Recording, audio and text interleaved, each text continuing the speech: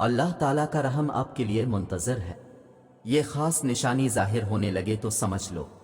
अल्लाह ताला ने कुरान करीम में फरमाया, आसमानों और ज़मीन की कुंजियाँ इसके हाथ में हैं, वो जिसके लिए चाहता है रिस्क फराख कर देता है और जिसके लिए चाहता है तंग कर देता है।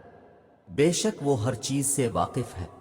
जानते हो आसमानों और ज़मीन को तमाम तर तब्दीलियों के बावजूद जो रब खूबसूरती से संभाले हुए है, वो जो तूफान और आंधियों और बिजली की कड़क के बावजूद आसमान और ज़मीन को वापस खूबसूरत और दिल मुँह लेने वाला बना देता है, तो कैसे मुमकिन है आपके हालात में तब्दीली ना आए? और कैसे मुमकिन है कि आपके हालात में तब्दीली के बाद आपको पहले से मज़ीद कितना नवाजे जाए? आपको क्या इल्म कि आपको ना जाने किस कदर खूबसूरती से संवार दिया जाए। ये आसमान और ज़मीन की आए रोज़ की तब्दीलियाँ निशानियाँ हैं आपके लिए। आप क्यों गौर नहीं करते इनमें? एक दफ़ा फिर अल्लाह ने कुरान में फरमाया कि अल्लाह जिस रहमत का दरवाज़ा लोगों के लिए खोल दे, इसे कोई रोकने वाला नहीं, और जिसे वो बंद कर दे, उसे अल्लाह के बाद फिर कोई खोलने वाला नहीं। अल्लाह की बात मानते हुए लोगों से ना डरा करें, क्योंकि लोग आपका कुछ भी नहीं बिगाड़ सकते। तकलीफ और राहत सिर्फ और सिर्फ अल्लाह के इख्तियार और कब्जे में है, और अगर वो किसी पर अपना फजल करना चाहे तो किसी की भी ताकत नहीं कि वो इस इंसान को अल्लाह के इस फजल से रोक सके।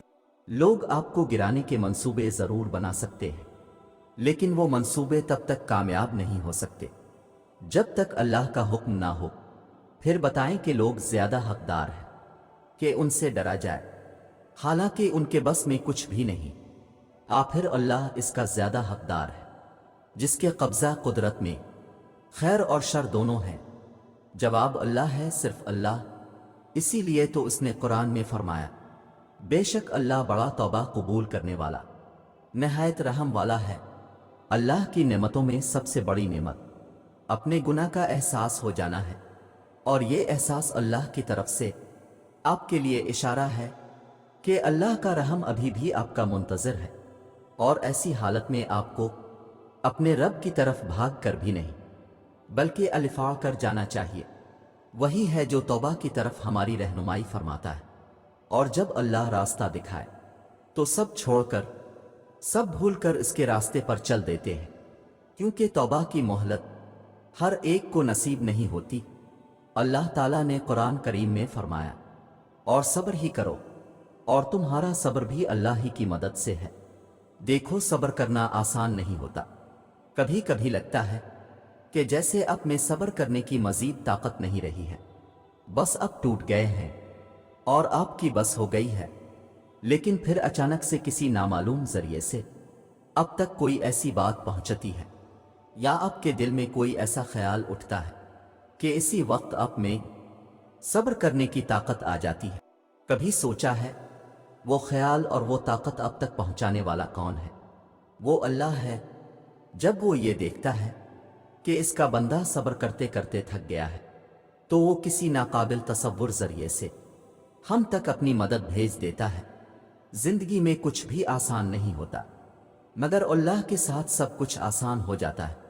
इसलिए आप अल्लाह पर तवक्कल रखें और उसी से सब्र मांगें।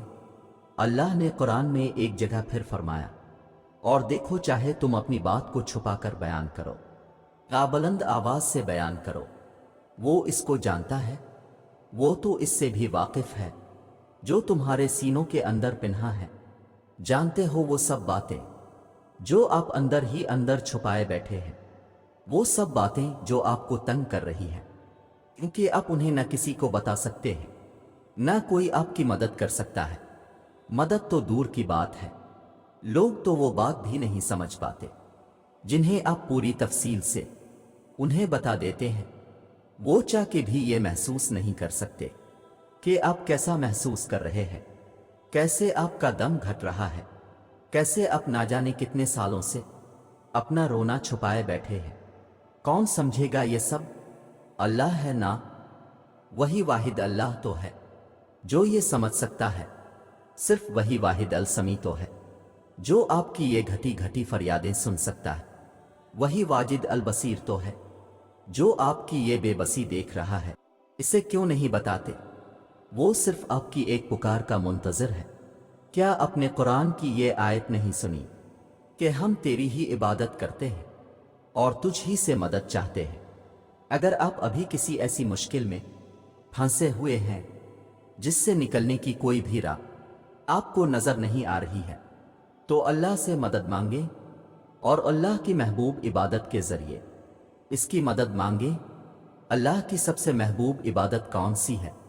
नमाज। अभी इसी वक्त 2 रकत नफल पढ़े और अल्लाह के साथ अपना मामला डिस्कस करें।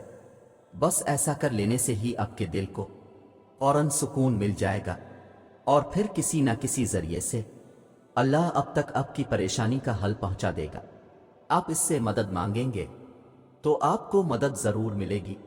इसलिए तो अल्लाह ने कुरान में फरमाया है, और तुम्हारा रब कहता है कि मुझे पुकारो, मैं तुम्हारी दुआ कबूल करूंगा।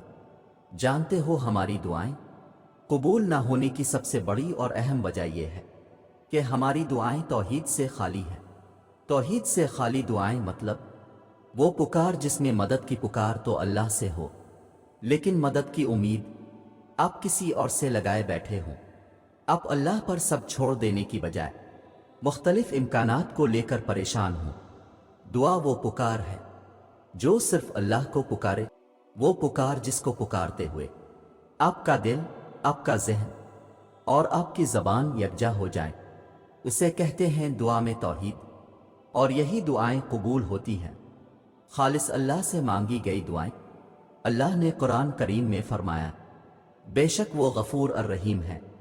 याद रखो, दुनिया आपके लिए कितनी ही तंग क्यों ना हो जाए, एक दरवाज़ा आपके लिए हमेशा खुला रहता है। अल्लाह का दरवाज़ा, तौबा का दरवाज़ा। चाहे अपने कितने ही गुनाह क्यों ना हो, अल्लाह आपके लिए कभी तौबा का दरवाज़ा बंद नहीं करता।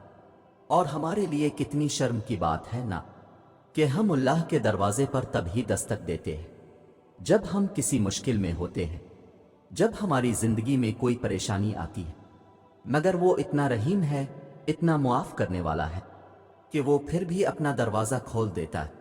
वो ये कभी नहीं कहता कि अब जब परेशानी आई है तो मेरे पास आए हो, खुशी में कहाँ थे। वो बस आपके लिए अपनी रहमत का, तौबा का दरवाज़ा खोल देता है। तो आपने क्या करना है? इसके दरवाजे पर हर लम्हा दस्तक देने की आदत डालनी है। आप जैसे भी हैं, गंदे हैं, मैले हैं, बुरे हैं, गुनहगार हैं, अपने रब के लिए आप अहम हैं। वो आपसे बहुत मोहब्बत करता है।